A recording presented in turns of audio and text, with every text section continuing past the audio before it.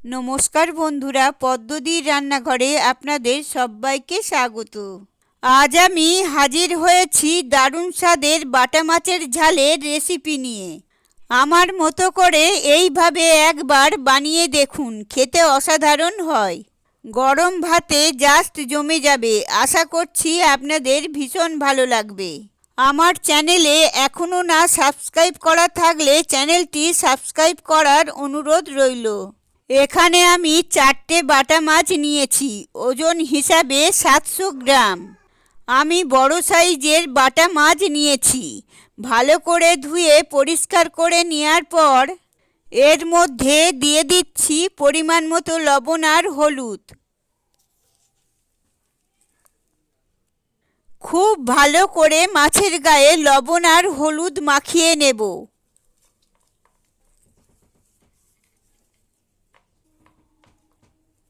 লবণ আর হলুদ মাখিয়ে নেওয়ার পর এবার রেখে দেব মিনিট 10 ম্যারিনেট হওয়ার জন্য।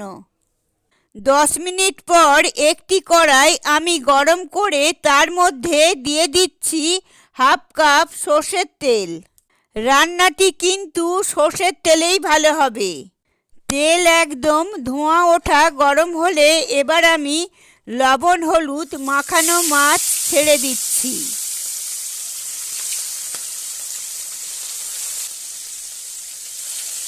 মাছ ছেড়ে দেওয়ার পর তারপর গ্যাসের ফ্লেমটাকে মিডিয়ামে রেখে একটু অপেক্ষা করব, যাতে করে মাছের নিচ থেকে একটা সুন্দর রং ধরে যায়। এরকম হালকা একটু রং ধরলে এবার মাছকে পাল্টে দিচ্ছি।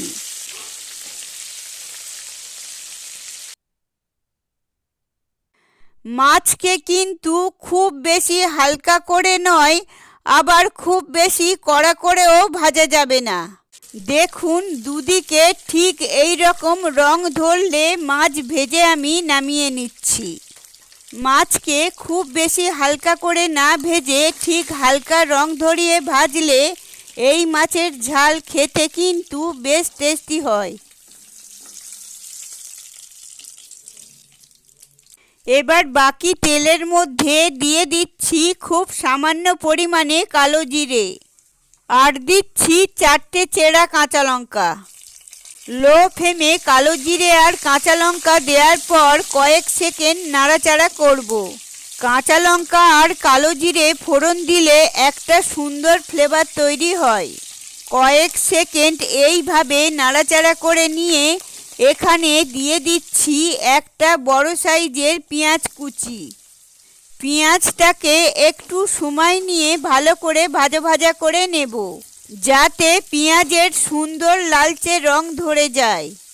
মোটামুটি মিনিট 5 সময় নিয়ে পেঁয়াজকে আমি ভালো করে ভাজা ভাজা করে নিয়েছি।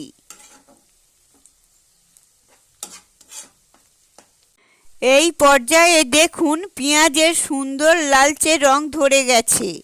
এবার আমি এখানে দিয়ে দিচ্ছি একটি মাঝারি সাইজের টমেটোকে ছোট ছোট টুকরো করে কেটে। টমেটো দেওয়ার পর নাড়াচাড়া করে নিয়ে এখানে পরিমাণ মতো লবণ দিয়ে দিচ্ছি। লবণ দিলে টমেটো তাড়াতাড়ি নরম হয়ে যাবে।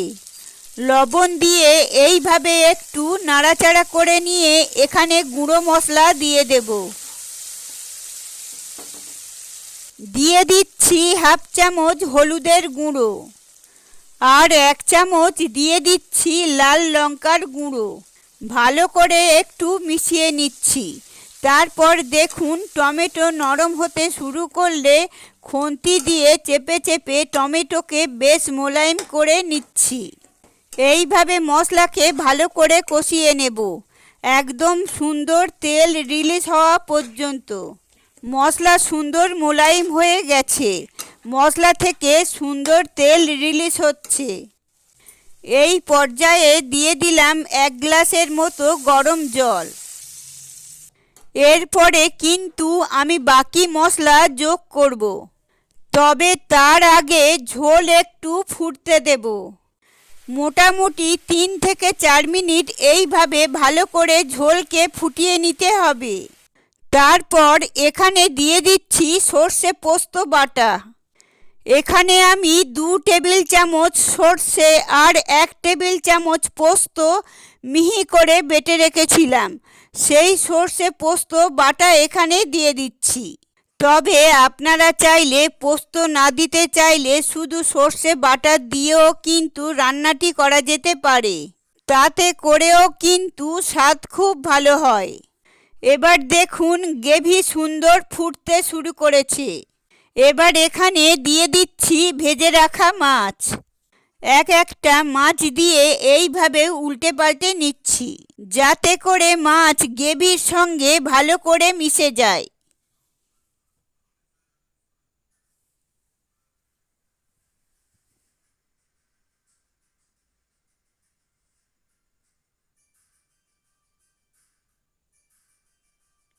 সমস্ত মাছ গ্রেভির মধ্যে দেওয়ার পর ফুটতে দেব ভালো করে।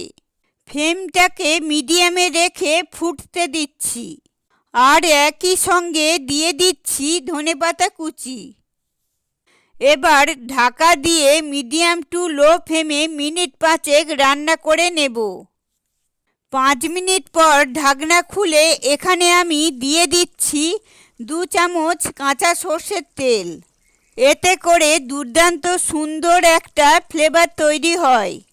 তারপর ঢাকনা দিয়ে ফ্লেম অফ করে ঢাকনা দেওয়া অবস্থায় আরও 4-5 মিনিট দিয়ে দেব স্ট্যান্ডিং টাইমে। আর তাতে করে কিন্তু আমাদের বাটা মাছের ঝাল একদম রেডি সার্ভ করার জন্য। দেখুন কতটা লোভনীয় দেখতে হয়েছে, খেতেও কিন্তু দুর্দান্ত হয়। আশা করছি আমার আজকের এই রেসিপি আপনাদের ভালো লেগেছে। ভালো লাগলে লাইক, শেয়ার ও কমেন্ট করার অনুরোধ রইল। আর আমার চ্যানেলে নতুন বন্ধু হয়ে থাকলে চ্যানেলটি সাবস্ক্রাইব করার অনুরোধ রইল। পাশে থাকা বেল আইকনটা ক্লিক করে দেবেন, কারণ আমি যখনই নতুন কোনো রেসিপি আপলোড করব সবার আগে আপনাদের কাছে পৌঁছে যাবে। ভালো থাকবেন, সুস্থ থাকবেন, ধন্যবাদ।